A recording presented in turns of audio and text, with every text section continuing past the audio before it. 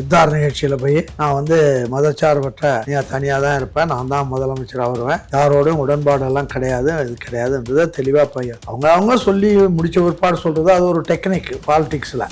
சொல்ல வேண்டியவங்களாம் சொல்லி பிரச்சாரமெல்லாம் பண்ணி அது இது பண்ணிட்டா எல்லா மக்களும் அதை நோக்கி கவனிச்சுட்டு இருப்பாங்க. அப்போ பதில் சொன்னால் அவர் சரியாக இருக்கும். அவர் இன்னைக்கு டெல்லி கூப்பிட்டாங்க 15ஆம் தேதி, இதுக்கு தான் போடுவாங்க, அங்கே போய் அழுத்திடுவாங்க, அந்த பிரச்சனை இந்த பிரச்சனை, அங்கே போய் உடன்பாடோடு தான் வருவார் அப்படி இப்படின்னு ரொம்ப பீக்காக பேசிக்கிட்டே போனாங்க. கடைசியில் அங்கேருந்தே கை காட்டிட்டு ஒன்றும் இல்லை அப்படின்னு மகிழ்ச்சியோட வெற்றியோடு வந்தார். நான் அதில் ஒரு பேட்டியில் சொன்னேன், அங்கே எந்த போயினா கூட அவர் கடைசியாக சிங்கமாக செலுத்து கொண்டு தான் வருவார் அப்படின்னு சொன்னேன். சென்னையில் வந்து பெரம்பூர் தொகுதியில் வந்து ஒடுக்கப்பட்ட மக்கள், சாத்தப்பட்ட மக்கள், வறுமையில் இருக்கிற மக்கள், இவங்கெல்லாம் எங்கெங்கே அந்த மாதிரி இருக்குதோ அந்த இடத்துல இன்னும் அந்த மக்களை காப்பாற்றலான்ற ஒரு தான் நிற்கிறது மூலிமா ஒரு இம்பார்ட்டன்ஸை உருவாக்கி அதுக்கு பிறகு ஆட்சிக்கு வந்ததும் அந்த இடத்த வந்து நல்லா பண்ணுறதுக்காக நல்ல நோக்கத்தில் தான். அதனால் அது நல்லதும் கூட, அது மாதிரி தான் பண்ணணும். ஜாதிக்கு மதத்துக்கு அப்பாற்பட்டவராக தான் இருக்கிறாரு, அதுதான் அவருடைய கொள்கை. இவங்க வந்து அவருக்கு மத கலர் பூசலாம்னு நினைக்கிறாங்க, அது முடியாது. கருத்து கணிப்புகள்ல சொல்றாங்க விஜய் வந்து கிங் மேக்கரா தான் இருப்பார் இந்த எலெக்ஷன்ல, கிங்கா இருக்க மாட்டாரு அப்படின்ட்டு. இப்போ ஒன்றுமே கிடையாதுன்றதுலேருந்து கிங் மேக்கர்னா கடைசி அவங்களுடைய ஆசை. அதாவது என்னன்னா இதுக்கு மேலே சொல்ல முடியாது சொல்லக்கூடாதுன்றதுனால கிங் மேக்கராக தான் இருப்பார் அப்படின்னு. அவர் கிங் மேக்கராகவே இருக்க மாட்டார், அவர் எப்பயோ கிங் ஆகிட்டார். தேதி மே மாதம் 4ஆம் தேதி அவருக்கு மகுடம் சூட்ட வேண்டிய நாள் தான் வருமே தவிர வேற ஒன்றும் வராது. பெரியார் என்ன சொல்றாருன்னா, இன்றைக்கு ஆட்சியில் இருப்பவர்கள் அல்லது நாளைக்கு ஆட்சிக்கு வரக்கூடியவர்களில் குறிப்பாக ஒருவரை குறை கூறினால் நமக்கு வரக்கூடிய நன்மைகள் வராமல் போய்விடும் என்றோ அல்லது அவர்களால் தீங்கு நேரிடும் என்றோ அஞ்சி ஊமையாய் காலங்கழிக்கும் அறிஞர்களே மிகுதின்றார். அயோக்கியர்களே மிகுதின்றதுக்கு போல அறிஞர்களே மிகுதின்றார். அப்புறம் ஏற்கனவே ஆட்சியாளர்களால் நன்மை பெற்று விட்டதனால் நன்றி கடனாக ஆட்சியாளர்கள் என்ன செய்தாலும் கண்களை மூடிக்கொள்ளும் கபோதிகளும் உண்டு. இன்க்ளூசிவ் நியூஸ் தமிழ் நேயர்களுக்கு வணக்கம். இன்றைக்கு நேர்காணலில் நம்ம கூட இணைஞ்சிருக்காங்க அதிமுக நிறுவன உறுப்பினரும் எக்ஸ்-எம்எல்ஏவுமான திருச்சி சௌந்தரராஜன் அவர்கள். நிறைய கேள்விகள் கேட்க போறோம், வாங்க பேசலாம். வணக்கம். வணக்கம். அதாவது விஜய் அவர்களோட அந்த அலையன்ஸ் அப்படிங்கிறது நிறைய ஒரு 2, 3, 4, ஒரு 5 அப்படி எப்படி சொல்ற ஒரு இவ்வளோ நாட்களாவே அதுதான் பேசப்பட்டது. அதாவது அலையன்ஸ் வந்து போறாரு என்டிஏவோட அப்படின்னலாம். அப்போ இவ்வளோ நாள் பேசப்பட்டதை இன்னைக்கு தான் வந்து விஜய் வந்து உடைச்சிருக்காரு. இல்லை யார் என்ன அவதூறு பரப்புனாலும் அதை வந்து நம்பாதீங்க அப்படின்ட்டு. ஸோ அப்போ வந்து விஜய் வந்து அவதூறு விஜய் மேலே ஏன் பரப்புறாங்கன்னா, அவர் என்டிஏவோட போனால் அவர் வந்து மதசார்பற்ற கொள்கை அப்படிங்கிறது வந்து போயிடும். அப்போ இந்த அளவுக்கு வந்து விஜய் மேலே அவதூறு பரப்ப வேண்டிய வேலை வந்து எதிர்கட்சிகளுக்கு ஏன் வருது? விஜய் வந்ததுலேருந்து எந்தெந்த அவதூறை பரப்பலான்றது தான் ஒரு பெரிய ஸ்கீம். எல்லா விதமான வேலையும் செஞ்சாங்க. அதில் இதையும் ஒன்றா சொல்லிட்டு இருந்தாங்களே தவிர அவர் எப்பயும் நான் அலையன்ஸு போகிறேன்னு சொல்லலை. இதுதான் இவங்க சொல்ல வேண்டியதெல்லாம் சொன்ன பிற்பாடு இப்போ ஃபைனலாக அவர் இத்தார் நிகழ்ச்சியில் போய் நான் வந்து மதச்சார்பற்ற தனியாக தான் இருப்பேன், நான் தான் முதலமைச்சராக வருவேன், யாரோடும் உடன்பாடெல்லாம் கிடையாது, இது கிடையாதுன்றதை தெளிவாக பையன் அவங்க சொல்லி முடிச்ச பிற்பாடு சொல்கிறது அது ஒரு டெக்னிக் பாலிடிக்ஸில். சொல்ல வேண்டியவங்களாம் சொல்லி பிரச்சாரமெல்லாம் பண்ணி அது இது பண்ணிட்டா எல்லா மக்களும் அதை நோக்கி கவனிச்சுட்டு இருப்பாங்க. அப்போ பதில் சொன்னால் அவர் சரியா இருக்கும். விஜய் சொன்ன மாதிரி நிர்வாகிகள் மட்டும் இல்ல, மக்கள் மத்தியிலையும் பெரிய அளவுல குழப்பம் இருந்தது. ஆமா. சோ அப்படி பார்க்கும்போது இப்ப கூட இல்ல, ஏற்கனவே வந்து இவர் வந்து பிஜேபியோட பி டீம், திடீர்னு வந்து அமித்ஷா வருவார், அவரோட கூட்டணி பேசுவாரு, வெயிட் பண்ணி பாருங்க, விஜய் வந்து பிஜேபியோட கூட்டணிக்கு போவாரு அப்படின்லாம் பேசுறாங்க. அப்போ அவர் வந்து தெளிவா இதுதான் கொள்கை அப்படின்னு சொன்னதுக்கு அப்புறமும் இப்படி வந்து ஃபால்ஸ் நரேட்டிவ்ஸ் கொடுக்கறது வந்து பாலிடிக்ஸ்ல, அதுவும் இந்த களத்துல விஜய் வந்ததுக்கு அப்புறம் தான் அதிகமாயிருக்குன்னு நிறைய பேர் சொல்றாங்க. உங்களோட அனுபவத்துல இருந்து சொல்லுங்க. அதான் நான் சொல்றேன், முதல்ல இருந்து நான் சொல்றது வந்து அவர் வந்த அன்னைக்கு ஃபர்ஸ்ட் டே விக்கிரவாண்டியில சொல்லிட்டார் தெளிவா, நம்முடைய கொள்கை எதிரி பிஜேபி, அரசியல் எதிரி திமுக. அதுலேருந்து மாற்றி எந்த காலத்திலையும் அவர் சொல்லலை. இருக்கிறவங்க சொல்லி சொல்லி பார்த்தாங்க, குழப்பி விட்டு பார்த்தாங்க. இதெல்லாம் பல்வேறு வகையான திட்டங்கள், அதாவது எதிரிகளினுடைய அவர் வரக்கூடாதுன்னு நினைக்கிறவங்களுடைய பல்வேறு திட்டங்களில் ஒன்று ஒவ்வொருத்தரும் ஒன்று சொல்லிக்கிட்டே, எப்படியோ அவருக்கு அரசியலே தெரியாது, அரசியலில் ஒன்றும் பண்ண முடியாது, அவருக்கு வந்து குழப்பங்கள் இருக்குது, அவருக்கு அந்த பிரச்சனை இருக்குது, இந்த பிரச்சனை இருக்குது அப்படின்றதெல்லாம் இவங்க சொல்கிறாங்க. சொன்ன பிற்பாடு சொன்ன அன்னைக்கே பதில் சொல்லணுன்ற அவசியம் கிடையாது. சொல்லி கிள்ளி முடியட்டும். முடிஞ்ச பிற்பாடு கடைசி நாளில் குண்டை தூக்கி போட்டுடலான்னு போட்டுவிட்டார். அவர் தீர்ந்து போச்சு. ஆனால் நான் கேட்குறது என்ன, எந்த நாளாச்சும் நான் ஒரு தோழமைக்கு இது உடன்பாட்டுக்கு போகிறேன்னு ஒரு நாளாச்சும் அவர் சொன்னாரா? அதுக்கு ஒரு நாளாக அவர் சொல்லலை. இவங்களா சொல்கிறாங்க. அதுக்கு பிறகு இறுதியாக இன்றைக்கி முடிவு சொல்லிட்டார். அவ்வளோதான், அவங்க வாயடைக்கிறதுக்கு. அது ஒன்றும் பெரிய பிரச்சனை இருக்குது தான் எனக்கு படலை. இதெல்லாம் அரசியலில் வந்து பொதுவாக வந்து ஒரு டாக் வந்தால் வரட்டும், எவ்வளோ தூரத்துக்கு தான் போகுது பார்ப்போம்னு சொல்லிட்டு சொல்லி முடியட்டும். அதுக்கு பிறகு நம்ம சொல்ல வேண்டியது சொல்லி அது ஒரு டிப்ளமாசி தானே தவிர வேற ஒன்றும் கிடையாது. ஒவ்வொரு நாளும் ஒவ்வொருத்தர் சொல்கிறதுக்கும் பதில் சொல்ல வேண்டிய அவசியமும் இல்லை. மொத்தமாக சொல்லியாச்சு. மொத்தமாக இப்போ அவர் இன்றைக்கி டெல்லிக்கு கூப்பிட்டாங்க 15ஆம் தேதி. இதுக்கு தான் போடுவாங்க, அங்கே போய் அழிச்சிடுவாங்க, அந்த பிரச்சனை இந்த பிரச்சனை, அங்கே போய் உடன்பாடோடு தான் வருவார் அப்படி இப்படின்னு ரொம்ப பீக்காக பேசிக்கிட்டே போனாங்க. கடைசியில் அங்கேருந்தே கை காட்டிட்டு ஒன்றும் இல்லை அப்படின்னு மகிழ்ச்சியோட வெற்றியோடு வந்தார். நான் அதில் ஒரு பேட்டியில் சொன்னேன், அங்கேருந்தா போயினா கூட அவர் கடைசியாக சிங்கமாக செலுத்து கொண்டு தான் வருவார் அப்படின்னு சொன்னேன். அதுதான் நடக்குமே தவிர அவரை வந்து இன்னும் சரியாக யாராலையும் எடை போட முடியல. அதுதான் முக்கியம். ஏண்டா அவர் எவ்வளோ, அதாவது நான் முதல்லன்னு சொல்கிறது என்னென்னா, ஒரு படத்தில் வந்து அவங்க நடிக்கிறாங்கன்னு சொன்னால் அது இன்வால்மெண்ட்டோடு நடிக்கிறாங்கன்னா அது ஒரு வாழ்க்கை வாழ்ந்ததற்கு சமம். வாழ்க்கையில் அத்தனை பிரச்சனைகளும் சந்தித்ததுக்கு சமம். அதெல்லாம் சந்தித்து வரபோது அது எப்படி பண்ணுறது அப்படின்றது தான் அவர் பார்த்துட்ருக்காரு. அதான் நடந்துக்கிட்டு இருக்கு. அவர் வந்து யாராலும் இனிமே இதுக்கு பிறகும் யாராவது சொன்னால் அது வந்து மக்களை திசை திருப்பதற்கு சொல்கிறத எடுத்துக்கணுமே தவிர அவர் வந்து சொன்னதுலேருந்து என்றைக்குமே மாறவில்லை. மாறுறதுக்கான முயற்சியும் அவர் பண்ணலை. மற்றவங்க பண்ணாங்க, அவங்க பண்ணாங்க, இவங்க பண்ணாங்க, பண்ணி பார்த்தாங்க, ஒன்றும் தேரலை அப்படின்றத விட்டுட்டாங்க. அவ்வளோ. விஜய்க்கு எதிராக ஏவப்படக்கூடிய ஆயுதங்கள்ல இப்ப வந்து ரஜினிகாந்த் அவர்கள் புதுசா என்ட்ரி கொடுத்துருக்காங்க. அதாவது ஏற்கனவே விஜய்க்கும் அவருக்கும் நடுவுல வந்து ஃபைட் இருந்தது. அப்புறம் வந்து காக்கா கழுகு கதையெல்லாம் விஜய் சொன்னாருங்கிறது மாதிரி கடந்து வந்ததுக்கு அப்புறமும் இப்போவும் வந்து ஆதவ அர்ஜுனா அவர்கள் வந்து பேசின ஒரு கருத்து வந்து சர்ச்சையாச்சு. அதுக்கப்புறம் இப்ப ரஜினி ரசிகர்கள் எல்லாரும் விஜய்க்கு எதிராக கிளம்பியிருக்காங்க. இல்ல, அது காலம் வரும் அப்படின்ற மாதிரி ஒரு வார்த்தை சொல்லியிருந்தாரு. ஆனால் ஆதவ அர்ஜுனா இன்னைக்கு வந்து நான் அந்த நோக்கத்தில் சொல்லலை. ஆனால் வந்து அப்படி நினைத்தால் நான் மன்னிப்பு கேட்டுக்கு வரேன்னு சொல்லிட்டு அதை முடிச்சுட்டாங்க.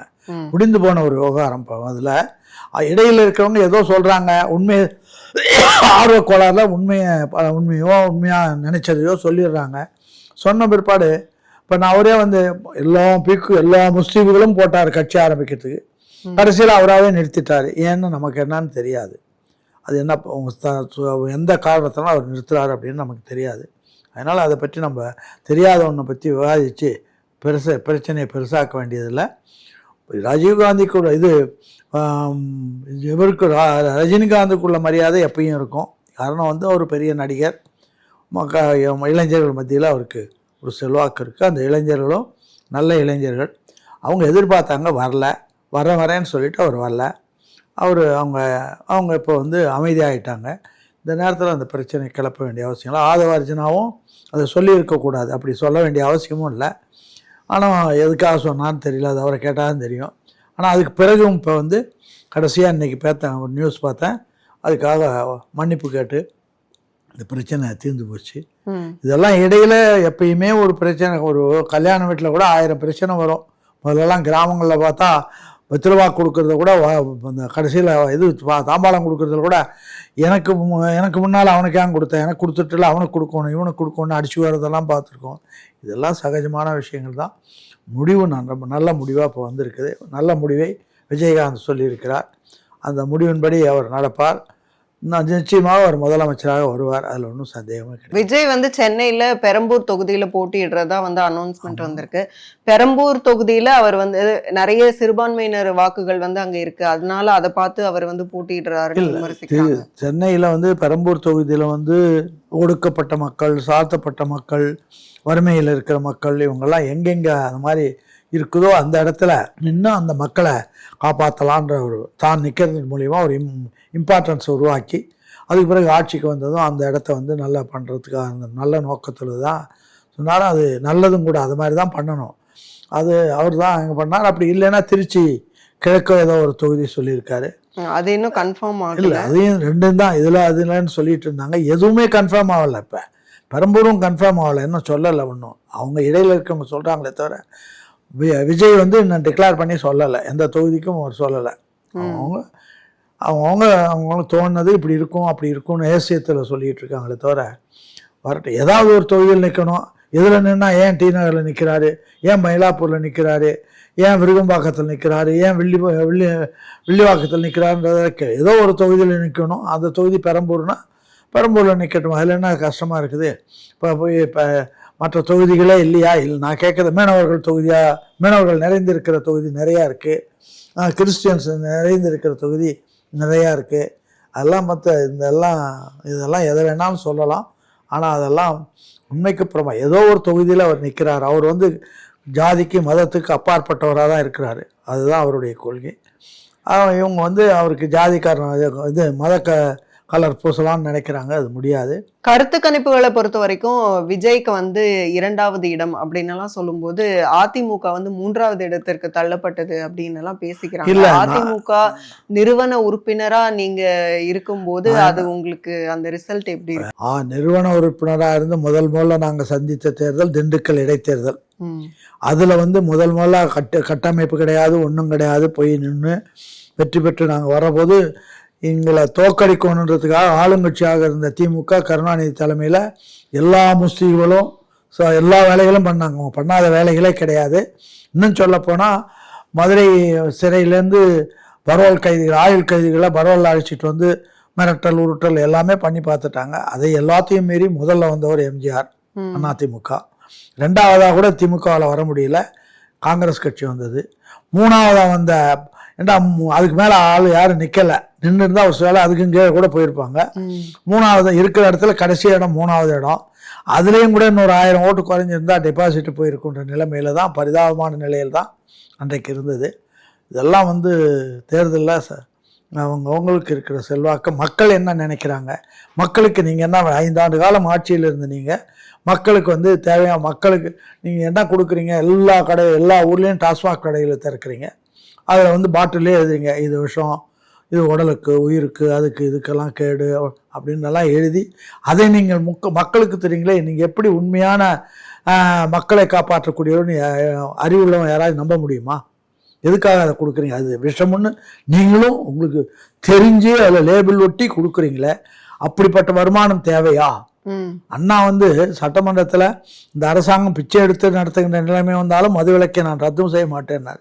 அண்ணா பேரை சொல்லிட்டு இருக்கீங்க, நாங்கள் திமுகன்றீங்க. அண்ணாவனுடைய சொல்லுக்கும் செயலுக்கும் என்ன மரியாதை கொடுத்தீங்க? ஒன்றும் கிடையாது. அந்த அண்ணா உருவாக்கிய அந்த திமுகவினுடைய பெயர் பலகை நீங்கள் பயன்படுத்துகிறீங்களே தவிர அண்ணா இருந்திருந்தால் மதுவை கொடுத்துருப்பாரா? அடுத்த கொடுக்கறத ஒத்துக்கிட்டு இருப்பாரா? யாரும் ஒத்துக்க மாட்டாங்க. இவங்க தான் அதை பண்ணாங்க. அதனால் இவங்களுக்கு மக்களை பற்றி கவலை இல்லை, எப்படியா காசு வரணும், எப்படியெல்லாம் திரட்டணும் அப்படின்னு பார்க்குறாங்களே. கருத்து கணிப்புகள்ல சொல்றாங்க விஜய் வந்து கிங் மேக்கரா தான் இருப்பாரு இந்த எலெக்ஷன்ல, கிங்கா இருக்க மாட்டாரு அப்படின்ட்டு. இப்ப ஒண்ணுமே கிடையாதுன்றது கிங் மேக்கர்னா கடைசி அவங்களுடைய ஆசை. அதாவது என்னன்னா இதுக்கு மேல சொல்ல முடியாது, சொல்லக்கூடாதுன்றதுனால கிங் மேக்கரா தான் இருப்பாரு அப்படின்னு. அவர் கிங் மேக்கராகவே இருக்க மாட்டார். அவர் எப்பயோ கிங் ஆயிட்டார். மே மாதம் 4ஆம் தேதி அவருக்கு மகுடம் சூட்ட வேண்டிய நாள் தான் வருமே தவிர வேற ஒன்றும் வராது. எப்படி இவ்வளோ கான்ஃபிடென்ட்டா? மக்கள் வந்து மக்கள் திமுகவுக்கு அதிமுகவுக்கு இந்த வாக்காளர்கள் வயதானவர்கள்லாம் பல பேர் இறந்துடுறாங்க. அதுக்கு பிறகு மிச்சம் இருக்கிறவங்க தான் திமுக அதிமுக. இருந்து வச்சிங்களா, எம்ஜிஆர் இறந்து எத்தனை வருஷம் ஆச்சு? 87லேருந்து இப்போ பார்த்தீங்கன்னா ஒரு 40 வருஷம் கிட்டக்க ஆக போகுது. எம்ஜிஆர் ஜெயலலிதா எல்லாம் போயிட்டாங்க. இவங்ககிட்ட இருக்கிறது வந்து இப்போ இருக்கிற வாக்காளர்களே ஏதோ கொஞ்சம் பேர் இருக்கலாம், பணத்துக்காக இருக்கிறவங்க இருக்கலாம், மற்றது இருக்கலாம். ஆனால் எம்ஜிஆருடைய பெயரை கொஞ்சம் ஒட்டிக்கிட்டு இருக்கிறதுனால, ரெட்டை இலை இருக்கிறதுனால சொல்கிறாங்க. அதையும் மீறி ரெட்டை இலையே கூட எம்ஜிஆர் காலத்திலே தோற்று போச்சு. 80 பார்லிமெண்ட்டில் எம்ஜிஆர் தமிழ்நாடு பூராவும் சுற்றி வந்தார், எல்லா தொகுதிக்கும் வந்தார், எப்படியா வெற்றி பெறணும்னு பார்த்தாரு. ஆனால் தமிழ்நாட்டில் 2 இடத்துல தான் ஜெயிக்க முடிஞ்சது. அதனால் ரெட்டை பார்த்து மக்கள் ஓட்டு போட்டுருவாங்க அப்படின்னு நினச்சாலும் தப்பு. காரணம் அவங்களால அதை பகுத்து பார்க்க முடியுதுன்றது தான் இதில் அர்த்தம். பகுத்து பார்த்து சரி இப்போ வந்து எம்ஜிஆருக்கு இந்த ஓட்டு தேவையில்லை, நம்ம வந்து டெல்லி சர்க்காருக்கு போடுவோன்னு போட்டுருது, அப்படி தான் வரும். அதனால் மக்கள் ஒன்றுமே தெரியாதவங்கன்னு சொல்ல முடியாது. ஆனால் அவங்கள மயக்கத்தில் வைக்கிறதுக்கு மாத்திரம் நீங்கள் ஏற்பாடு பண்ணிக்கிட்டே இருக்கிறீங்க. பணத்தை கொடுத்து மயக்கிறீங்க, பாட்டில் கொடுத்து மயக்கிறீங்க, என்னென்னமோ பண்ணி பார்க்குறீங்க. இன்னும் இதெல்லாம் எடுபடா ரொம்ப காலத்துக்கு போய் எத்தனை நாள் கை கொடுக்கும், நம்பி விடாதுன்ற மாதிரி ரொம்ப நாள் எடுபடாது. அதனால் நிச்சயமாக வந்து மக்கள் வந்து விஜய்க்குன்னு இருக்கிற மக்கள் இருக்காங்க, அவருடைய ரசிகர்கள் இருக்காங்க. அதோட உங்களை பார்த்து அருவருப்படைந்த மக்கள் ஒரு பக்கம் இருக்காங்க. யார் வருவாங்கன்னு விஜய் பற்றி தெரியாவிட்டாலும் யாராச்சும் வருவாங்களா இவங்ககிட்டேருந்து நம்மளை காப்பாற்றுறதுக்கு அப்படின்னு நினச்சா திமுகவிலேருந்து காப்பாற்றுவதற்கும் அதிமுகவிலேருந்து காப்பாற்றுவதற்கும் யார் வருவாங்கன்னு நினச்சிக்கிட்டு இருக்கிற மக்கள் ஏராளமாக இருக்கிறாங்க, ரசிகர்களை தாண்டி. அதோட அந்த ரசிகர்களோட சேர்ந்து அந்த மக்களோட சேர்ற போது ப்ளஸ் ஆகிடுது. இன்னும் ஒன்று சொல்கிறேன், இவங்க பெண்களை ஏமாத்தலான்னு நினைக்கிறாங்க. அதான் இவங்களால் ஆட்சியினால் பாதிக்கப்பட்டது பூரா பெண்கள் தான். கம்ப்ளீட்டாக ஒரு குடும்பத்தில் ஒருத்தன் குடிக்க ஆரம்பிக்கிறான்னா வீட்டுக்கு கொண்டா பணம் கொடுக்க மாட்டேங்கிறான், குடிகாரனாய் மட்டை ஆயிடுறான், வியாதி வருது, போக்கு வருது. அந்த பெண்கள் தான் அந்த குடும்பத்தை காப்பாற்றுறதுக்காக போய் களை வெட்டி அது பண்ணி கூலி வேலைக்கு போய் அந்த குடும்பத்தை காப்பாற்றுறோம், பிள்ளையை படிக்க வச்சா அடுத்த தலைமுறையாச்சும் அப்படியா நல்லா வருமா அப்படின்னு பார்க்குறாங்களே தவிர, நூற்றுக்கு தமிழ்நாட்டில் இருக்கிற மக்களில் இந்த ஒடுக்கப்பட்ட பிற்படுத்தப்பட்ட தாழ்த்தப்பட்ட மக்களுக்குள்ளே இருக்கிறதுல 100% பேர் இந்த பாட்டில்னால் பாதிக்கப்பட்டவர்கள் இருக்காங்க, இளம் விதவைகள் இருக்கிறாங்க. இதை நான் சொல்ல வேண்டியதில்லை. போன தேர்தலே கனிமொழி நல்லாவே பேசுனாங்க, இது மாதிரி இளம் விதைகள் தமிழ்நாட்டை ஏறாது. இன்றைக்கி ஒவ்வொரு நாளும் ஆயிரக்கணக்கான இளம் விதைகள் உருவாகுறாங்க இந்த பாட்டில்னால். இதெல்லாம் தெரிஞ்சும் அதை பற்றி ஆளுங்கட்சியும் வாயை திறக்க மாட்டேங்குது, எதிர்கட்சி அவளோடு கூட்டணி வச்சுக்கிட்டா எந்த கட்சியும் வாயை திறக்க மாட்டேங்கிறாங்க. அதாவது தமிழ்நாட்டில் நடைபெற தீமைகளை எதிர்க்கிற கேரக்டர் இவங்களை யாருக்குமே அதை பற்றியெல்லாம் நம்மளுக்கு என்ன கிடைக்கும் அப்படின்ற மாதிரி நினைக்கிறாங்களே தவிர, இவங்க வந்து நாடு நல்லா இருக்கணும், நாட்டு மக்கள் நல்லா இருக்கணும், அதுக்கு என்ன மக்களுக்கு என்ன பண்ணுறது அப்படின்றத பார்க்கல. அண்ணா சொன்னார், ஒரு குடும்பத்தினுடைய பெரிய அளவு தான் நாடு. நம்ம வந்து குழந்தைகள் அது இது குடும்பமான ஒருபாடு இதை மேலும் அடுத்த ஸ்டெப்புக்கு அழைச்சிட்டு போக வேண்டிய பொறுப்பு தான் ஒரு நாட்டினுடைய கடமை. ஆனால் அந்த நாடு நமக்கு துரோகம் செய்யுது. அதுலேருந்து மீண்டு வருகிறார்கள் இளைஞர்கள், மற்றவர்கள் வர்றாங்க. அதுலேருந்து உங்களை மீறி போராடி வெளியில் வர்றவங்க தான் வர்றாங்களே தவிர நீங்கள் ஒன்றும் அவங்கள காப்பாற்றலை. இன்னும் சொல்லப்போனால் நம்முடைய இளைஞர்கள் திராவிட இயக்கங்கள், அதாவது பெரியார் அண்ணா இருந்த காலத்திலேருந்து உருவான அந்த கல்வியினுடைய விளைவு, நம்முடைய இளைஞர்கள் ஏராளமாக படிச்சுட்டு அவங்க போய் வெளிநாட்டில் போய் சம்பாதிக்கிறாங்க, அனுப்புகிறாங்க. அதனால் உங்களுக்கு ஃபாரின் ஃபண்ட்ஸ் கிடைக்குது. அந்த பணத்தை இங்கே வந்து செலவு பண்ணுறான், அது கூட நீங்கள் 28% 38% வரி போட்டு வாங்குறியே தவிர, நீ என்ன பண்ணுற, இங்கே சிலை வச்சேன், இங்கே வச்சேன், பேனா கட்டின வச்சேன், பார்க் கட்டினேன்றிய. நீ முதல்ல திட்டம் போடுற போது ஒரு சாதாரண குடும்ப தலைவனே எவ்வளோதான் வருமானம் வருதோ அதுக்கு தகுந்த மாதிரி தான் திட்டம் போடுவான். முதல்ல அரிசி வாங்கி வைப்போம், உப்பு வாங்கி வைப்போம், வீட்டுக்கு வேண்டிய செலவுகளை பார்ப்போம், அப்புறம் ஆடம்பர செலவுகளை அப்புறமா பார்ப்போம். இங்கே வந்து கடன் வாங்கி எல்லாமே பண்ணுறாங்கன்னு சொல்கிறாங்க அப்படின்னு சொல்லிட்டு அப்படி தான் குடும்பம் நடத்துகிறான். நீ வந்து மக்களை காப்பாற்றுறதுக்கு இத்தனை வருஷமாக ஆட்சியில் இருந்துட்டு அடித்தளத்து மக்கள் இன்னும் இருக்கிறாங்க. அவங்க இன்னும் சொல்கிறா ஒன்று குடியில் இருக்குது, அவங்களோட வீடுன்றது 3 சென்ட்டுக்கு மேலே இடம் கிடையாது. நீ வந்து நல்லா யோசிச்சேன்னா அவனுக்கு ஒரு 10 சென்டாச்சும் கொடுத்தா தான் 2 ஆடு மாடு வச்சுக்கிட்டாச்சும் அவன் பிழைக்க முடியும். அதுக்கு வழி கிடையாது. அதை பற்றியெல்லாம் உனக்கு சிந்தனை இல்லை. உங்கள் அப்பா திடீர்னு ஒரு நேரத்தை நான் 2 ஏக்கர் கொடுக்குறேன்னாரு, திட்டத்தில் தான் சொன்னாரே தவிர கடைசியில் எல்லாருக்கும் பட்டணம் போட்டு விட்டாச்சு.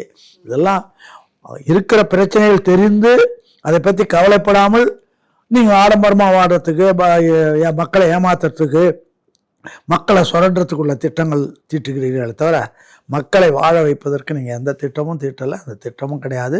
கடைசி நேரத்தில் இப்போ தேர்தல் இருக்குது, அதுவும் விஜய் வந்து நின்னதுனால கொண்டு வீட்டுக்கு வீடாக அண்டா குண்டா என்னென்னமோ கொடுக்குறாங்கன்றாங்க. ஒவ்வொரு நாளைக்கு ஒவ்வொருத்தவங்க கொண்டு கொடுத்துக்கிட்டே இருக்கிறான்றாங்க. ஏதோ சீர்வரிசை பண்ணுற மாதிரி, கல்யாணத்தில் சீர்வரிசை பண்ணுற மாதிரி ஒவ்வொருத்தரும் வள்ளி கொண்டே கொடுத்துக்கிட்டு இருக்காங்க. இதெல்லாம் எப்படி இவங்களுக்கு இவ்வளோ பணம் வந்தது? இவங்களுடைய ஆரம்ப காலத்தை பார்த்தீங்கன்னா, இப்படி கொடுக்குறவங்களுடைய ஆரம்ப காலம் ஒரு அண்டா கூட இல்லாத குடும்பத்தில் தான் இருந்திருக்கலாம். இப்போ பல நாட்டுக்கே அண்டா கொடுக்குற அளவுக்கு வளர்ந்துருக்காங்கன்னா எவ்வளோ லஞ்சம் வாங்கி எவ்வளோ பணம் சொத்து சேர்த்துருக்கணும்.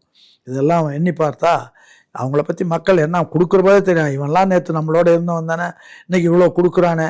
இப்போ சாதாரணமாக அமைச்சர்கள்ட்ட ஆயிரக்கணக்கான ஏக்கர் நிலம் இருக்குது. நிலச்சீர்திருத்த சட்டம் வந்தபோது அண்ணா வந்து 15 ஏக்கருக்கு மேலே இருக்கக்கூடாதுன்னா, இப்போ ஆயிரக்கணக்கான ஏக்கர் திட்டம் நிலச்சீர்திருத்த சட்டமெல்லாம் என்ன ஆச்சுன்னு புரியலை. அது மாதிரி அவங்க கொள்ளையடித்து வைக்கிறதுக்கு, இன்னும் சொல்லப்போனால் கொள்ளையடிக்கிறதுக்கான ஆட்கள் எங்கே இருக்காங்க, வேறு கட்சியில் இருக்காங்களா, அவங்களையும் கூடு நம்மளோடய வச்சுக்கோ அப்படின்ற மாதிரி முறைகள் இருக்கே தவிர வேறு ஒன்றும் ஒரு நியாயமாக நடக்கணுன்ற எண்ணம் பரிபூரணமாக இவங்களுக்கு கிடையாது. மக்களை பற்றி சிந்தித்து அதுக்கு வேண்டிய செய்யணுன்ற எண்ணமும் கிடையாது. ஆடம்பரமாக காட்டணும், போகணும் வரணும் அப்படின்றது இருந்தாலும் தவிர வேறு ஒன்றும் கிடையாது. மக்களை பற்றி உங்களுக்கு தெரியாது. அதை பெரியார் வந்து உங்களுக்கு பெரியார் தெளிவாக ஒரு கருத்து சொல்கிறாரு, அதை நான் இங்கே பதிய விரும்புகிறேன். அவர் என்ன சொல்கிறாருன்னா, அதாவது மக்களில் அறிவுள்ள மக்கள் நல்லவர்கள் எல்லாம் ஊமையாக இருக்கிறாங்க, தைரியமாக வந்து தவறை சுட்டி காட்டுற அளவுக்கு கிடையாது. சுட்டி காட்டுவதற்காக ஒரு அமைப்பு இருந்தது, மேல் சபைன்னு ஒன்று இருந்தது, எம்எல்சி மெட்ராஸ் லெஜிஸ்லேட்டிவ் கவுன்சில் இருந்தது. அதை மூடுனாங்க. ஆனால் அதை திரும்பவும் நாம் கொண்டு வரோன்னு ஒரு 4-5 தேர்தலில் சொல்லிட்டு இப்போ அதை பற்றியே மறைச்சிடுறாங்க, விட்டுடுறாங்க. என்னடா அப்புறம் கூடுதல் நம்ம கேட்டோம்னா அதை வந்து கொண்டு வரணுன்றதுக்காக வழக்கு போட்டோம், வழக்கு நீதிமன்றத்தில் வழக்கு இருக்கிறத திரும்ப அதை ரிவோக் பண்ணி கொண்டு வந்து உண்மையிலே மனது இருந்தால் இத்தனை நாள் அந்த மேல் சபை வந்திருக்கும். மேல் சபை வந்திருந்தால் பல அறிஞர்கள் உள்ள வர வாய்ப்பு உண்டு. பட்டதாரிகள் சீட்டுன்னு ஒன்று உண்டு, அப்புறம் ஆசிரியர்கள் சீட்டுன்னு ஒன்று உண்டு, அப்புறம் உள்ளாட்சி மன்ற சீட்டுன்னு ஒன்று உண்டு. இப்படியெல்லாம் பல சீட்டுகள் அங்கே வர்றபோது அவங்க கட்சிக்கு அப்பாற்பட்டு நடைபெறுகிற தவறுகளை அவங்க சுட்டி காட்டுவாங்க. அதனால் அப்படிப்பட்ட நிலைமை ஒரு ஆளுங்கட்சிக்கு அது நல்லது. அது வந்து அதை யாரும் அதை ரெவோக் பண்ணி கொண்டு வர்றதுக்கான முயற்சிகளும் இல்லை. எதிர்கட்சிகள் பூரா ஆளுங்கட்சிக்கு பல்லாக்கு தூக்குறவங்களா முழுக்க மாற்றிக்கிட்டாங்கன்றது தான் அதனுடைய விளைவு தான். இவ்வளோ இதை பற்றியெல்லாம் கேட்காம இருக்கிறதுக்கு காரணம்.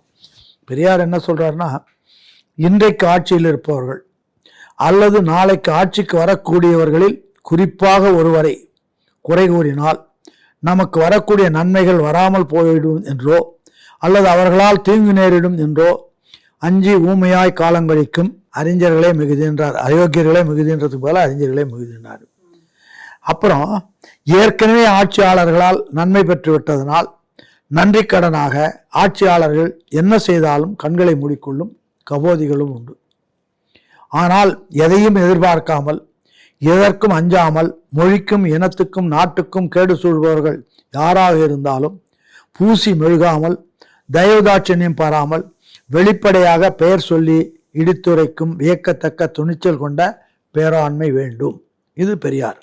அண்ணா என்ன சொல்கிறாருன்னா, அது வேறு வகையில் நிறைய சொல்லியிருக்காரு. ஒன்று சொல்கிறாரு, இந்த மாதிரி நாட்டில் தவறுகள் நடைபெறும்போது அது என்னான்னு கேட்கணும்னு சொன்னால் அதுக்கு என்ன சொல்கிறாங்கன்னா, நமக்கென்ன என்று கூறும் சுயநலமிகளும். அது தப்பு நடக்குது, என்னையா நீ கண்டிச்சியான்னா நமக்கு என்ன அப்படின்னு சொல்லும் சுயநலமிகளும். நம்மால் ஆகுமா என்று பேசும் தொடை நடுங்கிகளும், ஏன் வீண் வம்பு என்று சொல்லும் கோழைகளும், எனக்கு இந்த பிடிக்கவில்லை என்று மிடுக்காக கூறும் கோடாரிகளும் தமிழகத்தில் உலக காண்கிறோம். அதெல்லாம் நீங்கினால் தவிர, இதிலேருந்து வெளிவந்தால் தவிர தமிழ்நாடு உருப்படாதுன்றது தான் அன்றைக்கே இதெல்லாம் மக்கள் மத்தியில் பிரச்சாரம் செய்யப்பட்டது. இதெல்லாம் விட்டு இதுக்கெல்லாம் இல்லாமல் அறிஞர்கள் பெருமக்கள் நிறைய இருக்காங்க, அவங்க வாய் மூடிக்கிட்டு இருக்காங்க, நமக்கு என்னத்துக்கு வம்பு அப்படின்னு சொல்லிட்டு. ஒரு நேரத்தில் ஸ்டாலினை அரசியலுக்குள்ளே கொண்டு வர்ற போது கருணாநிதி என்ன பண்ணார்னா, அன்னைக்கு திமுகவில் இருந்த சீனியர் பீப்புளெல்லாம் எல்லாத்தையும் எதிர்த்து அண்ணாவால் பயிற்சி பெற்றோர் கேள்வி கேட்பாங்க, தவறு இருந்தால் சுட்டி காட்டுவாங்கன்றதுக்காக ஒரு கணக்கு போட்டாங்க. கணக்கு போட்டு திமுகவில் சீனியர் பீப்புள் யார் சும்மா இருக்கிறாங்களோ அவங்களுக்கு வந்து 10,000 ரூபா முடிப்பு பணம் கொடுத்தாங்க. ஏன் கொடுத்தாங்கன்னா, 10,000 ரூபா வாங்கினதும் தவறுகளை சொல்ல முடியாமல் மௌனமாக இருக்க வேண்டிய சூழ்நிலை மௌனமாக்கப்பட்டது. அதே மாதிரி ஸ்டாலினை வந்து இது மேயராக கொண்டு வந்தபோது அப்போ வந்து 1 வருஷத்துக்கு தான் ஒரு மேயர். அதை வந்து எப்படின்னா, ஒரு பிராமின், ஒரு அடுத்தது 1 வருஷம் நான் பிராமின், அடுத்தது ஒரு நான் பிராமின், ஒரு எஸ்சி, ஒரு கிறிஸ்டியன், ஒரு நான் பிராமின், ஒரு முஸ்லீம், ஒரு இது மாதிரி ரொட்டேஷன் சிஸ்டம் தான் இருக்கும். அப்போ வந்து இவர் மகன் ஸ்டாலின் மேயரானதும் ஒரு அரசாங்கம் இவர்கிட்ட இருந்ததுனால ஒரு ஜீவோ போட்டு 5 வருஷத்துக்கும் அவர் தான் மேயர் அப்படின்ட்டாரு. அதுலேருந்து அப்படியே வந்துக்கிட்டு இருக்கு. இல்லைன்னா இப்போ எஸ்சி வருவான், கிறிஸ்டியன் வருவான், முஸ்லீம் வருவான், எல்லாருக்கும் வாய்ப்பு இருக்கும் அந்த ரிப்பன் பில்டிங்கில். அதுதான் இருந்தது கடந்த காலத்தில். அதை பூரா எது குடும்பத்துக்கு தேவையோ, குடும்ப சௌகரியத்துக்கு தேவையோ அப்படி சட்டங்களை திருத்துறது. அதே மாதிரி அண்ணா காலத்தில் கட்சி ஆரம்பித்த போது தலைவர் பொறுப்பு யாரும் கிடையாது, இது வந்து பெரியாருக்கான நாற்காலி, அது காலியாக தான் இருக்குன்னு வச்சாங்க. அதை வந்து அண்ணா செத்ததும் உடனே எடுத்து தலைவர் பொறுப்பை போட்டு அதில் உட்கார்ந்தாரு. கடைசி சாகுற வரைக்கும் எழுந்திருக்கலை. இறந்த பிற்பாடு தான் பாடியை எடுக்கிறாங்க. அப்படி தான் போச்சு. இன்னும் சொல்லப்போனால் அண்ணா காலத்தில் கட்சி சட்டத்திட்டங்கள் தொண்டனை பார்த்து தலைமை அச்சப்பட வேண்டும், மக்களை பார்த்து அரசாங்கம் அச்சப்பட வேண்டும், அதுதான் உண்மையான ஜனநாயகம்னாரு. அதுவும் இல்லாமல் போச்சு. இன்னும் அதுக்கு மேலே அவர் வந்து கட்சி ஆரம்பித்த போது பொதுச் செயலாளராக இருந்தார்.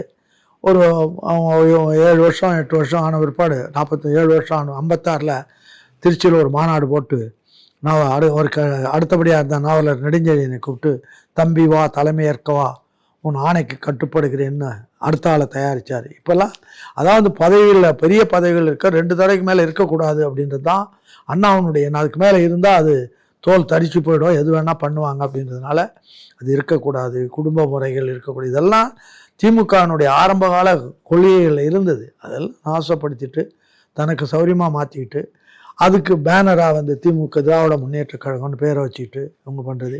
அதே மாதிரி எம்ஜிஆர் வந்து கட்சியில் கடைசியில் அவர் இறக்கிறதுக்கு முன்னாடி ஒரு உயில் எழுதுகிற போது அந்த கட்சியை தொடர்ந்து நடத்துவாங்களான்னு அவருக்கு நம்பிக்கை இல்லாதனால அந்த உயிரில் என்ன சொல்கிறாருன்னா, கட்சி யாராச்சும் நடத்தினா நடத்தட்டும், நடத்தலைன்னா இதெல்லாம் இந்த சொத்துக்களில் உள்ள வருமானங்கள், அவர் நிறைய சொத்துக்கள் அந்த ஆலந்தூரில் ஒரு மார்க்கெட் இருந்தது, இப்போ அதிமுக தலைமை கழகம் அது இதுன்னு இருந்தாலும் இதெல்லாம் குருடர் செவிடர் பள்ளி கொடுத்துடணும் அப்படி. அதனால் அது நடத்துகிற அளவுக்கு நிலைமைகள் இல்லை அப்படின்றத அவர் உணர்ந்தார். அதுக்கு முன்னாலே 10 நாளைக்கு முன்னாடியே நான் என் வாழ்க்கையில் செய்த பெரிய தவறை ஜெயலலிதாவுக்கு கூப்பிட்டு வரம்பு மாரி அதிகாரம் கொடுத்து தவறாக போச்சு, அது நமக்கு விரோதமாக டெல்லியில் போய் செயல்படுது, வேறு கட்சியில் போய் சேர்றதுக்கான முயற்சி பண்ணுது, நம்மளை ஒழிக்கிறதுக்கான எல்லா ஏற்பாடும் பண்ணுது. ஆகவே அந்த அம்மையாரோடு யாரும் தொடர்பு கொள்ளக்கூடாதுன்னு அண்ணா பத்திரிகையிலே அறிக்கை கொடுத்தாரு. இதெல்லாம் நீங்கள் நாட்டில் அநியாயங்கள்லாம் இதெல்லாம் தெரிஞ்சே இவங்க செய்கிறாங்களே தவிர வேற ஒன்றும் கிடையாது. திமுகவினுடைய மூலம் என்பது ஒரு தடவை திமுக ஆரம்ப காலத்தில் ஒரு தடவை சிவாஜி கணேசன் திமுகவில் இருந்தார். அவர் சைலண்ட்டாக திருப்பதிக்கு போயிட்டு வந்தார். இது யாருக்குமே தெரியாது. ஒரு 10 நாள் கழிச்சு அது தெரிஞ்சு போச்சு. உடனே அண்ணா திமுகவினுடைய சட்டத்திட்டப்படி அவரை கட்சியை விட்டு நீக்கிட்டார். அப்படி இருந்த ஒரு அருமையான கட்சியை நாசப்படுத்திய நேரம் இன்னும் சொல்லப்போனால் கங்கையாக இருந்த கட்சி கூவமாக மாறிவிட்டது. மிக்க நன்றி. வணக்கம்.